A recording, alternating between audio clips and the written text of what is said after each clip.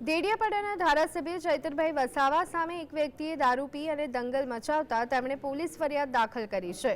આ ફરિયાદમાં તેમણે હોટેલમાં કામ કરતા શાંતિલાલ વસાવા નામના વ્યક્તિએ દારૂ પી અને નશાની હાલતમાં તેમની સાથે ગાળાગાળી કર્યો હોવાનો આક્ષેપ કર્યો છે।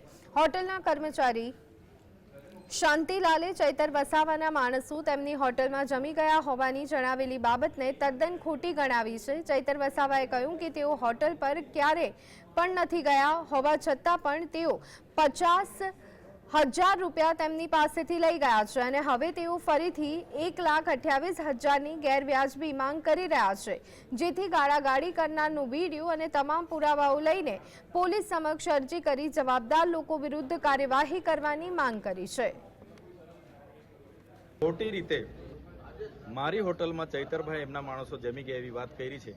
હું લોકસભાની ચૂંટણી દરમિયાન 1 કે 2 દિવસ દરમિયાન જ હું ડેડિયાપાડા આવ્યો હતો અને ક્યારે એ હોટલ પર હું જમવા પણ નથી ગયો, છતાં એ શાંતિલાલભાઈ હોટલના બિલના નામે 50,000 રૂપિયા લઈ ગયા છે અને ફરી 1,28,000ની માંગણી કરે છે, જે ગેરવ્યાજબી છે। અને શાંતિલાલભાઈ કહે છે કે અમને ઘરે આવીને ઢોરમાર મારે છે, એ પાયા વિહોણી વાતો છે। અને જે રીતના શાંતિલાલભાઈએ ગાળામગાળી કરી છે એના વિડીયો, એના CDR, એના મોબાઈલ FSL તમામ બાબતોને લઈને આજે અમે પોલીસ ઇન્સ્પેક્ટર શ્રીને અરજી સુપ્રત કરી છે।